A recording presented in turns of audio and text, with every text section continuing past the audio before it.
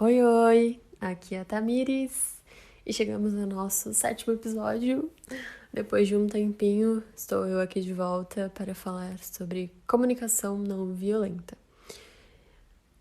Essa técnica que foi criada pelo Marshall Rosenberg lá pelos anos 60, mas que se faz presente até hoje.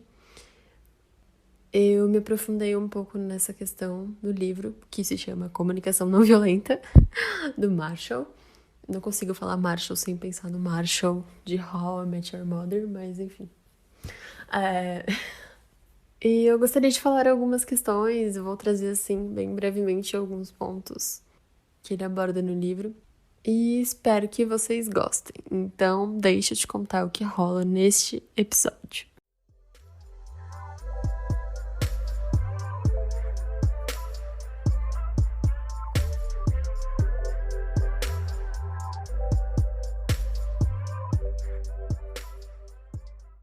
Bom, eu gostaria de começar falando um pouco do que é essa tal de comunicação não violenta e, enfim, os processos e o porquê ela foi criada. A comunicação não violenta nada mais é que uma técnica, e realmente uma técnica, tipo, tem uma formulazinha para lidar com relacionamentos, sejam relacionamentos pessoais, relacionamentos profissionais, para lidar com compaixão, né? Lidar como seres humanos de fato. E quando eu digo compaixão, é tanto com o outro quanto com você mesmo, né? Lidar com os seus relacionamentos tendo compaixão com o outro e com você mesmo. E essa técnica ela foi criada lá nos anos 60 com o Marshall Rosenberg, que é o criador do livro Comunicação Não Violenta, criador não, autor do livro Comunicação Não Violenta, onde ele explica, né, detalhadamente toda a técnica, enfim, dá exemplos práticos que ele viveu durante a carreira dele como psicólogo e como palestrante de comunicação não violenta. E ele criou isso justamente porque ele viveu num cenário de muita violência, enfim, que teve que lidar com vários conflitos, e ele enxergou através disso uma possibilidade para, enfim, acabar com a violência em si, por isso comunicação não violenta. E essa teoria dele, essa técnica dele perdurou até hoje e ainda é muito usada em discussões por psicólogos para se ter uma clareza, né, sobre todas as relações humanas. E beleza, mas e aí como que funciona, como que é a técnica, né? É claro que é muito mais complexo do que eu vou falar aqui, até porque se eu fosse falar tudo sobre, enfim, eu ia ler o livro para vocês. E não é o caso, se vocês quiserem ler, inclusive, excelente livro. É praticamente uma apostila, né? Porque ele traz exemplos práticos, traz exercícios para você fazer, enfim. E ela consiste em 4 pontos. Imagine aí uma continha de matemática e aí tem 4 espacinhos, 4x. 4x. Não, ficou péssimo, né, gente? Eu sou de humanas, mas vocês entenderam.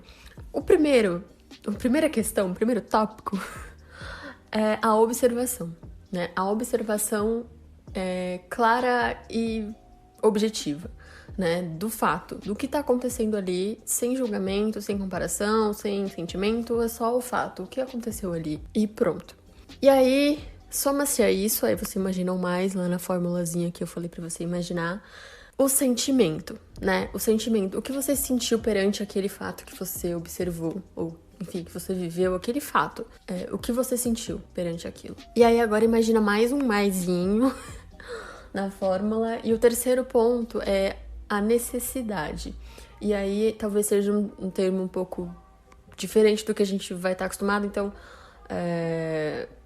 necessidade, o que despertou ali naquele sentimento uma necessidade minha. Por que eu senti aquilo? Provavelmente eu senti porque atingiu alguma necessidade minha, uma necessidade de afeto, enfim, N coisas. Inclusive ele até propõe ter uma lista disso, porque ninguém tem o hábito de pensar em necessidades, né? Pensar em coisas das quais eu preciso, né? A gente não foi estimulado a pensar dessa forma. E aí agora você imagina mais um maisinho aí na fórmula. E o quarto passo, que é o pedido, né? Aí é uma parte mais chatinha de explicar, vamos lá. Eu observei um fato, esse fato me deixou triste, por exemplo. Eu fiquei triste com com o que aconteceu ali, porque despertou uma necessidade minha de, afeto, né? Vou dar um exemplo. Eu estou triste porque tem 2 semanas que eu não vejo meu namorado, por exemplo. Por que eu estou triste? Porque despertou uma necessidade de afeto, de companhia, que eu tenho, certo? E aí o que eu posso pedir perante a isso para que a pessoa atenda, de repente, a minha necessidade, que ela tenha compaixão pelo que eu estou necessitando, né? Eu posso pedir para que a pessoa me veja com maior frequência, não sei, nesse sentido. E que esse pedido precisa ser preciso, né? Ele fala sobre as chances de você ser atendido, né, pela outra pessoa, a pessoa compreender e atender ao seu pedido, de você sendo específico, é muito maior. Por exemplo, eu quero que você... eu peço para que você me veja todas as sextas-feiras, sei lá. Ser específico no seu pedido e ser específico também nas outras situações, né? Nas necessidades, no que você está sentindo e no fato, né? Sem nenhum tipo de comparação, julgamento e etc. Porque por vezes, por exemplo, nesse mesmo exemplo aí que eu dei, tem 2 semanas que meu namorado não me vê, eu estou triste porque eu tenho uma necessidade de afeto. Mas por vezes nós somos levados a pensar, por exemplo, ele não me vê há 2 semanas, então ele não me ama mais, ou não sei, ele tá me traindo, não sei. N coisas que nossa cabeça é meio estimulada a pensar, nós sempre fomos estimulados a pensar dessa maneira e não somente no fato, né? No fato, no que eu tô sentindo, no que eu tô necessitando. E é justamente esse o principal ponto que ele traz no livro, né? A questão da gente sempre pensar em julgamento, em culpa, em vergonha e nunca pensar no que de fato é, né? No que as coisas são claramente. E por isso ele criou essa técnica para nos estimular, né, a pensar dessa forma e assim conseguir ter uma comunicação efetiva com o outro sobre o que está acontecendo.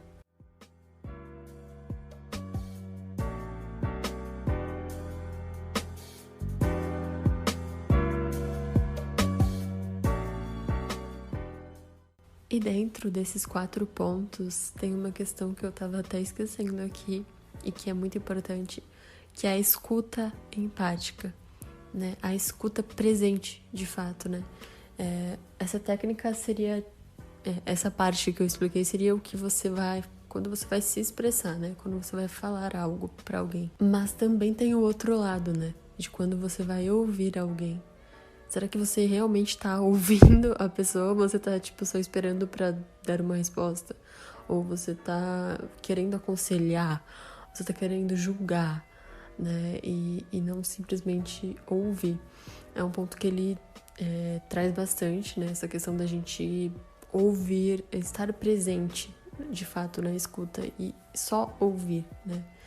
E não querer apontar nenhum tipo de julgamento, de conselho, que é sempre a primeira coisa, né? A gente escuta algo e a gente quer de primeira opinar, dar um conselho, trazer a nossa visão sobre aquilo, mas a verdade é que aquilo é subjetivo daquela pessoa, é o que ela tá sentindo, é uma questão completamente dela.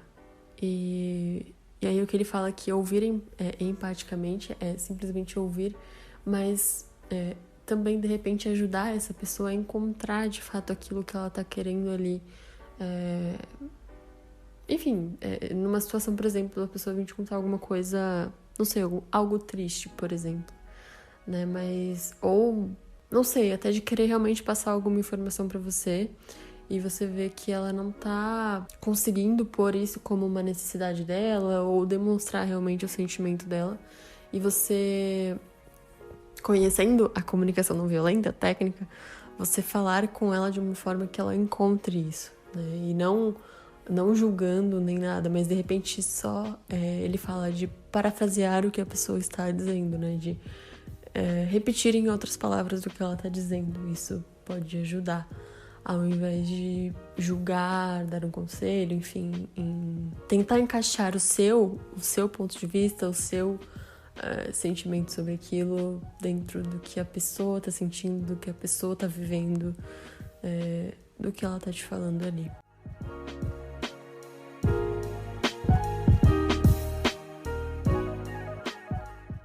E é importante refletir a motivação, né, do porquê isso precisou ser criado, porque parece algo tão simples, né? É só ser direto, só demonstrar o que eu sinto, o que eu necessito, enfim, uma relação direta e sem interferências externas, né? Sem, o julgamento, enfim, as coisas que eu já comentei.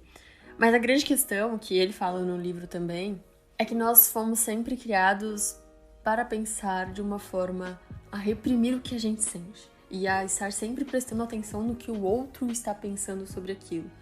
Mas o que o outro vai pensar se eu disser isso? Mas o que isso vai afetar na minha relação com essa pessoa? Eu não vou incomodar o outro com o que eu sinto, né? E aí isso foi se criando também um estímulo a nós mesmos a rotular as coisas, a julgar, a culpar, a comparar, né? Exigir do outro.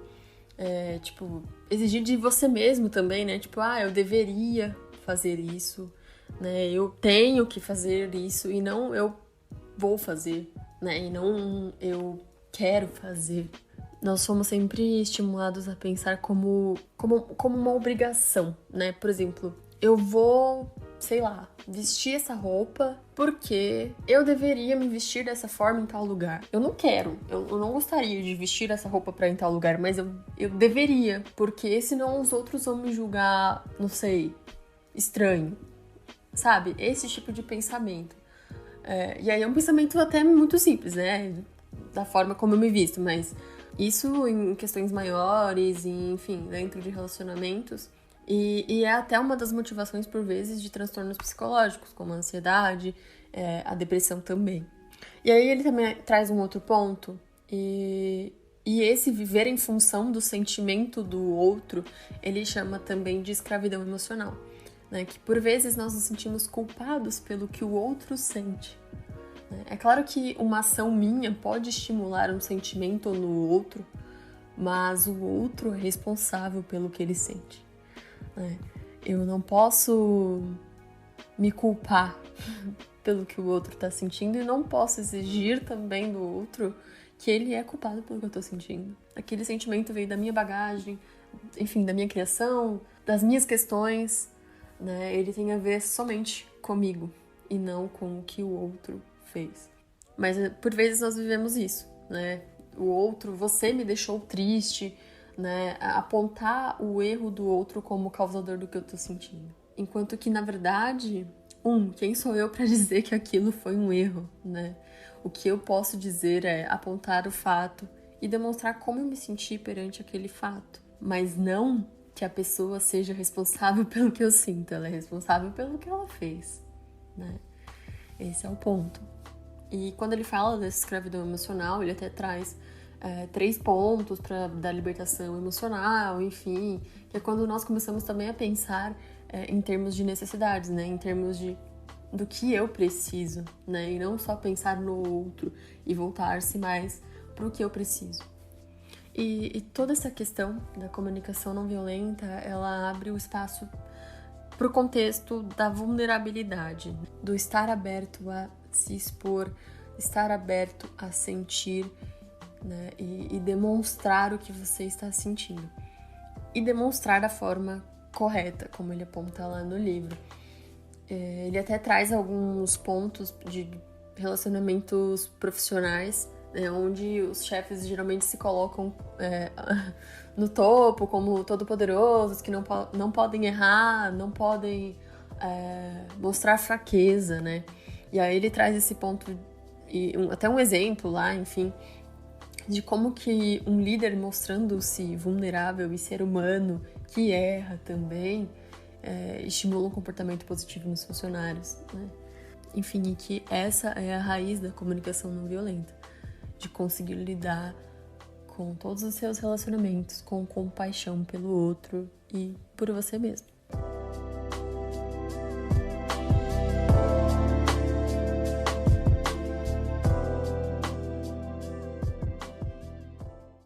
E eu gostaria de fechar o episódio com uma reflexão que o livro me trouxe e que eu achei bem interessante, me fez pensar muita coisa. Tem um capítulo que ele fala a seguinte frase, se eu não me engano é o título do capítulo. Não faça nada que não seja por prazer. E, a princípio, quando você lê isso, você acha um absurdo, né? Você fica, não, mas eu tenho que... Putz, eu não gosto de trabalhar, por exemplo. Ah, eu não gosto de trabalhar, mas eu faço isso porque eu sou obrigado. Então não tem como eu parar de trabalhar só porque eu não gosto, né? E beleza, né? Mas ele te faz questionar algumas coisas, né? Por exemplo, ok, você não gosta do seu trabalho. O que, de repente, você pode fazer para gostar do seu trabalho? É um ponto também a se pensar. Mas o que ele propõe é, o porquê então você está trabalhando? Aí você fala, porque eu preciso do dinheiro. Mas por que você precisa do dinheiro? E aí você vai listar coisas que são importantes na sua vida, que estão atendendo necessidades suas, e por isso você está no trabalho, né? Então você está ali, não por prazer, mas para um resultado que te dá prazer. Entende? Não sei se faz sentido, mas eu sei que pode parecer até um pouco tosco, né? Tipo, pensar, putz, tá bom, então você tá me dizendo que ele falou que eu trabalho porque eu quero, sei lá, comprar um carro, porque eu quero me manter, porque eu quero comer. Sim, em tese, na prática, é isso. Mas o olhar por esse ângulo, né, que ele quer mostrar. Ele até propõe lá, faça uma lista de todas as coisas que você não faz por prazer e entenda por que você continua fazendo isso. Né? E aí até ele fala lá que tem coisas que de repente você vai parar de fazer. Que você tá fazendo simplesmente pelo olhar do outro. Por exemplo, não sei, vou jogar outra coisa aleatória aqui. Eu uso calça jeans, porque se eu usar, sei lá, uma calça leg, os outros vão me julgar. Mas eu não gosto da calça jeans, eu uso só por isso. Então, é esse o ponto, sabe? De coisas que nós fazemos pelo julgamento, pela vergonha, pela culpa, sei lá, pela culpa, vamos pensar. Eu, sei lá, vou visitar um parente distante porque eu me sinto culpada de não ser tão presente. Né? Você está fazendo isso pela culpa e não por prazer. É esse o ponto. E isso, inclusive, me levou a refletir várias coisas. Por exemplo, o trabalho, né? Enfim, eu gosto do meu trabalho, eu gosto do que eu faço hoje. Mas eu já estive em dias, assim, muito desmotivada e, enfim.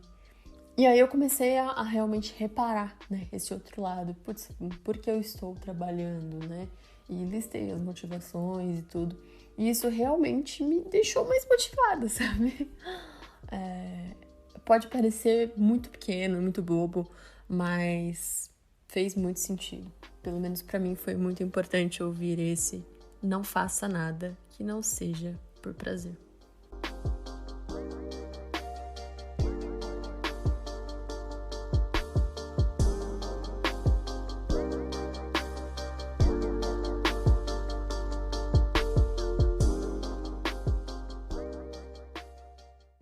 Bom, essa era a reflexão, o aprendizado que eu queria deixar nesse episódio.